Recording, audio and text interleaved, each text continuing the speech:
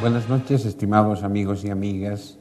Nuevamente en el programa de curso, es un programa de conversaciones, pláticas sobre diversos temas de la realidad local y nacional, con personalidades, investigadores que trabajan estos temas. En esta ocasión vamos a conversar sobre un evento que ha sido declarado por el Programa de Naciones Unidas como es el Año Internacional de la Agricultura Familiar. Cuando nos referimos a la agricultura familiar nos estamos refiriendo a la pequeña producción campesina, es decir, a todos aquellos sistemas productivos que cuya base ha sido orientada hacia la seguridad alimentaria en espacios locales. En el caso de Bolivia, históricamente la pequeña producción ha sido la base de nuestra seguridad alimentaria, proceso que hoy está en transformación. Sobre estos temas vamos a conversar esta noche con nuestro invitado. Tengo el agrado de presentar a mi colega y amigo, don Rubén Maldonado. Rubén Maldonado es agrónomo de profesión. Él es exalumno de la Maestría de Medio Ambiente y Desarrollo Sostenible del CESU y actualmente es director de la Fundación Agroecolandes, una ONG que trabaja justamente esta problemática. Buenas noches, estimado Rubén. Muy buenas noches. Bueno, para iniciar esta conversación, podríamos introducirnos para que nos comentes cuál es la importancia que tiene el hecho de que ya sea declarado el Año Internacional de la Agricultura Familiar por parte de Naciones Unidas. ¿Qué implicaciones tiene para el sector? En el caso boliviano y en el caso de Cochabamba en particular, la importancia es altísima porque en años anteriores Cochabamba era declarado el granero de Bolivia y en ese sentido producía fundamentalmente productos agrícolas ligados con la pequeña agricultura familiar campesina que eran comercializados en el resto del país. Entonces, en ese sentido, la importancia del Año de la Agricultura Familiar Campesina va a llevar hacia adelante la posibilidad de que tengamos que volver a relevar ese tipo de agricultura familiar. Yo me acuerdo cuando fuimos a una entrevista a una radio local, nos preguntaban qué era la agricultura familiar campesina.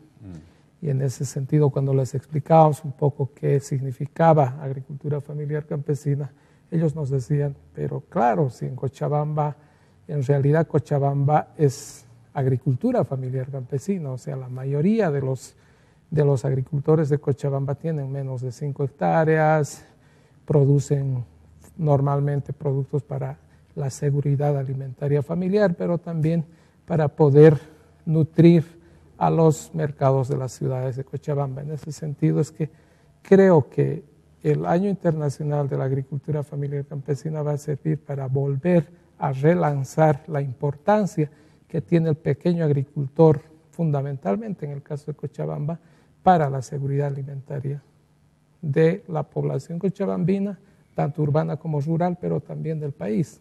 Porque no olvidemos que la agricultura familiar campesina, más allá de producir alimentos para el autoconsumo, produce una diversidad de productos agrícolas que van a rellenar la canasta familiar de los habitantes de las ciudades.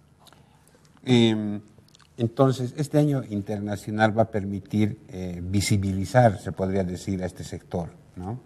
Un sector que está en transformación.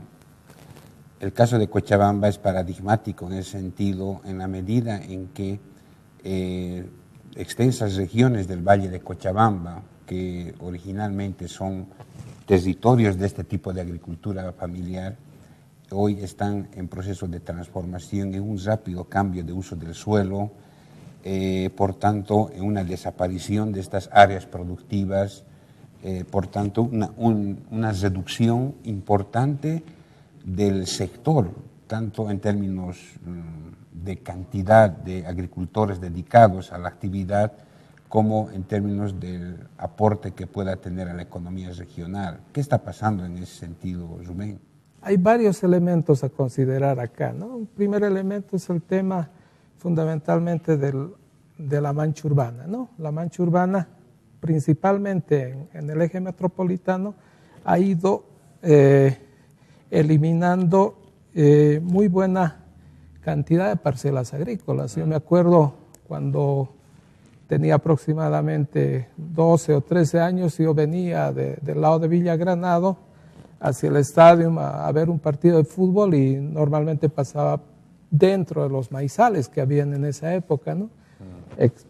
Lógicamente. Estás hablando de los 70. Aproximadamente, ¿no? Lógicamente ya no podemos tener esa situación en el eje metropolitano de Cochabamba. El otro elemento que llama la atención es el elemento de la extrapredialización de la economía familiar campesina. ¿Qué significa eso? Significa fundamentalmente de que la mayoría de las familias campesinas buscan diferentes estrategias de supervivencia y entre esas estrategias, por ejemplo, está la salida normalmente de la gente joven del área rural hacia los centros urbanos, ¿no? Para poder buscar otras fuentes de ingreso familiar, ¿no?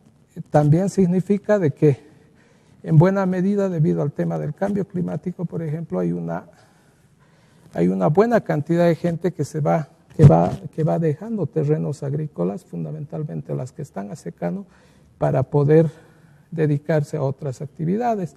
O significa también de que la mayoría de las familias campesinas hacen migración temporal para poder generar recursos económicos que puedan facilitarles ingresos económicos para poder sobrevivir.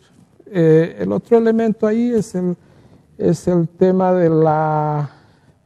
del cambio de uso del suelo en el área rural misma. O sea, eso es, por ejemplo, típico en el caso del cono sur de Cochabamba, zona fundamentalmente lo que llamábamos la media luna ganadera del cono sur de Cochabamba, que proveía de ganado vacuno a la ciudad de Cochabamba, ganado criollo que antes era altamente apreciado por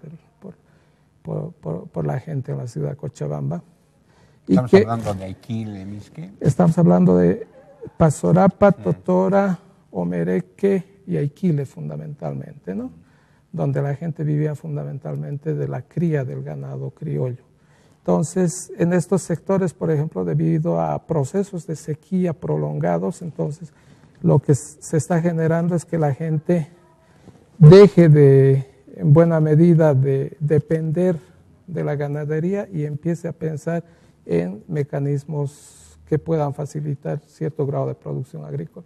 Ha sido fuerte, por ejemplo, la inversión en el tema de atajados en la zona después del terremoto, fundamentalmente en Aiquile y Totora, y que ha facilitado que la gente empiece a producir, empiece a trabajar agricultura y un poquito deje de lado el tema de la ganadería, ¿no? Entonces, y lógicamente ahí también entra todo el tema del ganado que empieza a ingresar del lado de Santa Cruz y el Beni a Cochabamba, ¿no? Entonces eso, por ejemplo, hace que el ganado criollo ya no tenga ese valor que tenía anteriormente para el poblador cochabambino. Entonces, como que se deja de lado, digamos, un potencial ganadero que tenía o que tiene el departamento de Cochabamba en detrimento, digamos, de estas poblaciones, ¿no? Elementos de esa naturaleza, entonces, van generando que cada vez tengamos menos agricultores dedicados al rubro agrícola y lógicamente eso está generando que hayan poblaciones que se vayan prácticamente terminando, ¿no? Entonces eso se ve cuando uno va al campo, la mayoría de la población dedicada al tema agrícola es la población de la tercera edad, entonces eso es cada vez más típico en el campo. Claro, uno de los indicadores, por ejemplo, del censo del 2012 nos muestra de que tasas de crecimiento negativas en estas regiones del Cono Sur, por ejemplo, en varios municipios, o todos los municipios de la región andina, por ejemplo, todo Arque, Tapacarí, Bolívar, alturas de Ayopaya, tienen tasas de crecimiento negativas. Esto estaría implicando de que estas regiones están vaciando, y ahí entramos a otro tema también, porque estas regiones también están vinculadas a la economía comunitaria, ¿no? Son zonas de ayllus en muchos casos que también están siendo afectados por estos temas climáticos productivos. ¿Cuál es tu percepción al respecto? Sí, desde la Fundación Agroecolandes, por ejemplo, tenemos mucha preocupación por el tema del cambio climático y vamos generando medidas de adaptación al cambio climático en nuestras políticas institucionales. O sea, un fenómeno que es común, por ejemplo, es que las poblaciones intermedias, por ejemplo, próximas a la ciudad de Cochabamba, se van vaciando hacia la ciudad de Cochabamba, ¿no? O sea, por ejemplo, los alrededores de Cochabamba, digamos, Parotani, Punata, inclusive poblaciones un poco más alejadas como Totora, las poblaciones se van vaciando hacia el centro de la ciudad de Cochabamba y son las poblaciones de las zonas altas que están ligadas con temas de ayllus y todo esto, que se van trasladando, digamos, hacia estas poblaciones. Este fenómeno es común, digamos, en el departamento de Cochabamba. Y lógicamente tenemos que ir viendo de que, o sea, la economía del país, la economía de las familias en nuestro país depende cada vez más de recursos económicos tangibles, ¿no? Y en ese sentido es que... O sea, se han monetizado. Economías que en otrora eran mucho menos monetizadas, que han empezado a incorporarse a una economía altamente monetizada, ¿no? Sí, y eso, y además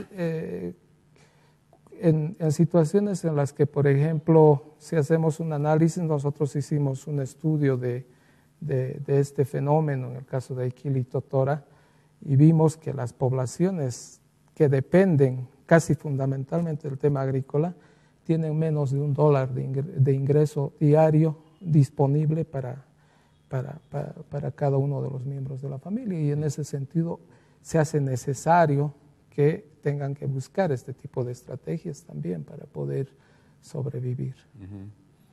En ese contexto, la Fundación Agroecolandes ha estado trabajando los últimos 20 años, ¿cuántos años está Agricol? 13 años. 13 años en estos temas, tanto en la zona, en la región de ayllus, particularmente en Tapacarí, como apoyando justamente las prácticas de agricultura familiar campesina.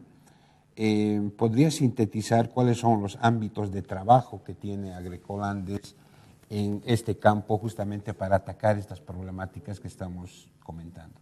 Sí, uno de los elementos en los que trabajamos es en el tema de gestión de conocimientos, vale decir, intentar recuperar todas aquellas experiencias valiosas que han sido generadas por los propios agricultores, por las propias familias campesinas, para poder adaptarse al tema del cambio climático. Y en ese sentido, por ejemplo, conjuntamente el CESU hemos ido desarrollando una experiencia interesante en el tema de gestión de riesgo agrícola comunal. O sea, identificando aquellos elementos que el agricultor mira para poder determinar cuándo, qué y cómo sembrar, ¿no? Fundamentalmente es una forma de predecir el clima que se va a venir en la época de la siembra, entre la siembra y la cosecha de determinado producto. Y ahí, por ejemplo, hemos trabajado mucho el tema de los bioindicadores. En realidad esta experiencia la empezamos a desarrollar conjuntamente con Prosuco allá por el año 2003 en la zona circunlacustre de La Paz, y que después está siendo desarrollada también en los otros ámbitos en los que está trabajando la Fundación Agroecolandes. Otro elemento para nosotros fundamental en esto es el tema de ir generando propuestas novedosas de adaptación al cambio climático, y ahí para nosotros es primordial el tema de la producción agroecológica, ¿no? Pero paralelamente a la producción agroecológica, el tema de ir fortaleciendo las bases productivas campesinas. Uno de los elementos claves ahí es el tema de la conservación y el manejo de la fertilidad orgánica de los suelos. O sea, de manera de que aquellos suelos que están degradados, que están siendo erosionados, puedan ser conservados, pero a la vez puedan tener mayor capacidad de absorción de humedad en zonas en las que normalmente el agricultor trabaja secano, ¿no? Y paralelamente a estos dos elementos estamos trabajando el tema de transformación y comercialización de productos agroecológicos mediante las iniciativas ligadas a un sistema de ecoferias, ¿no? Ese sistema de ecoferias que hemos empezado a trabajar hace más de 10 años en la ciudad de Cochabamba, ahora se está multiplicando hacia otras zonas del país. O sea, ya tenemos una ecoferia, además de Cochabamba, en Sacaba, en el norte de Potosí y en Oruro, y están avanzadas las gestiones para poder aperturar una ecoferia también en la ciudad de Potosí y posiblemente también en la ciudad de Chuquisaca. Entonces, la idea es que paralelamente, digamos, a la promulgación de la ley 3525 que promueve el tema de la agricultura ecológica en el país, entonces también se den las condiciones de que los productores ecológicos puedan tener la posibilidad de vender sus productos en mercados urbanos a precios justos, ¿no? A propósito de esto de las ecoferias, hay cierto mito que te dice de que este tipo de ferias ecológicas son ferias elitistas para la clase media o sectores que tienen alta capacidad de consumo y de ingreso, y por tanto la producción agroecológica sería inalcanzable para sectores populares. ¿Cuál es tu visión sobre esto, Rubén? No estoy de acuerdo. O sea, lógicamente, quienes parece que en principio toman mayor conciencia en principio sobre el tema o sobre la necesidad de consumir productos ecológicos son los sectores que tienen mayores recursos económicos en principio. Pero lo que nosotros estamos demostrando, por ejemplo, en el caso de las zonas periurbanas de Cochabamba, es que sí es posible que los productores ecológicos puedan vender sus productos en estas zonas. O sea, hay una propuesta novedosa de la Fundación Agroecolandes que se llaman puntos verdes en zonas periurbanas de la ciudad de Cochabamba, por ejemplo en el barrio 1 de Mayo, que está detrás del aeropuerto de Cochabamba, en los que las señoras que producen agricultura urbana, o sea, en sus patios, en sus canchoncitos de ahí de estas zonas, como no pueden traer estos productos hasta la ecoferia, entonces los expenden o los venden ahí en esas zonas. Entonces ese tipo de producción en estos puntos verdes está siendo vendida fundamentalmente a la gente que vive en la zona. Entonces esta gente no necesariamente es gente que tiene altos recursos económicos. Entonces vamos viendo también ese tipo de alternativas, ¿no? A propósito del Año Internacional de la Agricultura Familiar, un grupo de instituciones no gubernamentales, centros universitarios y la misma gobernación se han organizado en una suerte de plataforma para una serie de actividades por el Año Internacional de la Agricultura Familiar Campesina. ¿Podrías contarnos cuáles son las actividades que se han planificado en este sentido? Bueno, es un grupo sumamente interesante porque es la primera vez que veo que hay un colectivo de instituciones, tanto de la sociedad civil, ONGs, instituciones públicas e inclusive organizaciones sociales que ahora se han aliado, digamos, a esta iniciativa, que pueden empezar a discutir este tipo de temas, ¿no? Están, por ejemplo, la Federación Única de Campesinos, está la Federación de Mujeres Bartolina Sisa, están 5 o 6 instancias de la gobernación metidas ahí, está la academia, en este caso la Universidad Mayor de San Simón, junto con el CESU y otras instituciones de la universidad, están muchas ONGs metidas ahí, y todas estamos en la perspectiva, en principio, de desarrollar una feria que visibilice la agricultura familiar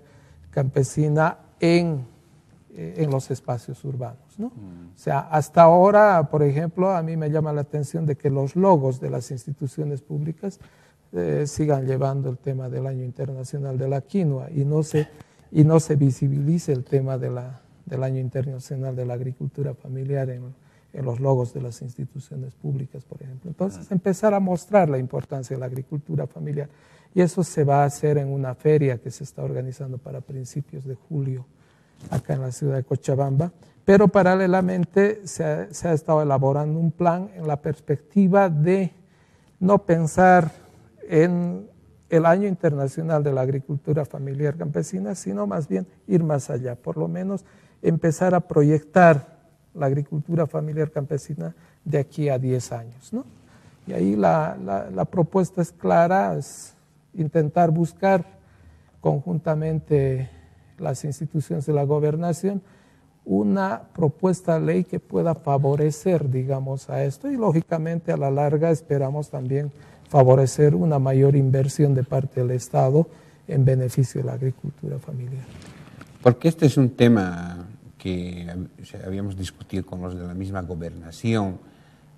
¿Cuál es el aporte que está haciendo la gobernación en este año de la Internacional de la Agricultura Familiar efectivo? ¿Cuál es esa señal de la gobernación, tomando en cuenta hoy de que las políticas públicas, el mayor peso hoy pasa por el Estado? El rol del Estado hoy es fundamental en la inversión pública y el impulso al desarrollo local.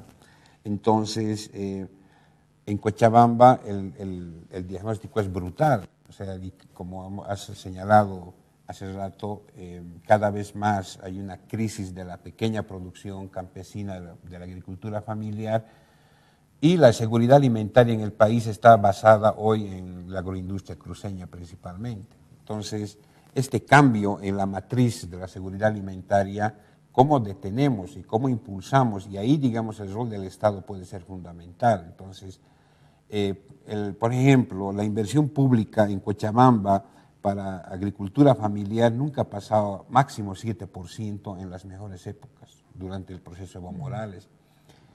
Es decir, ¿cómo hacemos para mejorar esto?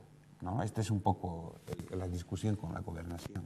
Sí, y en ese sentido es que antes de que se constituya, por ejemplo, el comité de agricultura que promueva la agricultura familiar en el departamento de Cochabamba, ya a iniciativa de la Federación Única de Campesinos de Cochabamba se empezó a trabajar un plan de desarrollo agropecuario departamental.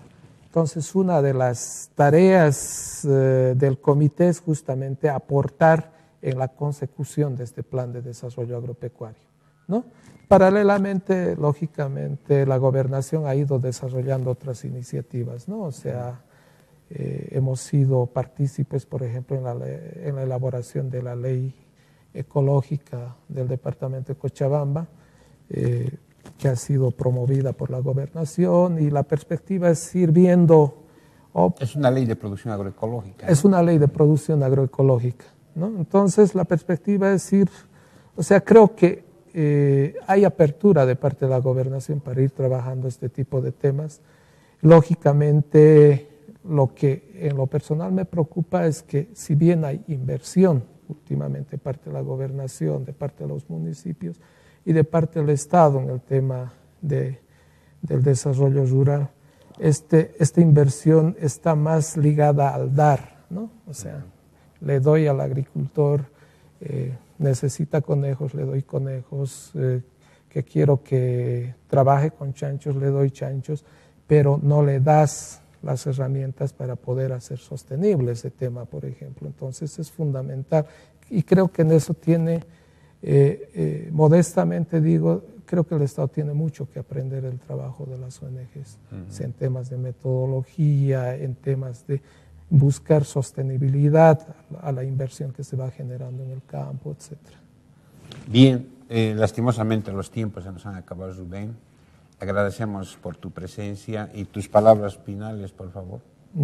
Yo agradezco al programa de cursos, en particular a ti, Chali, y a Manuel por darnos la oportunidad de estar en un programa del canal universitario.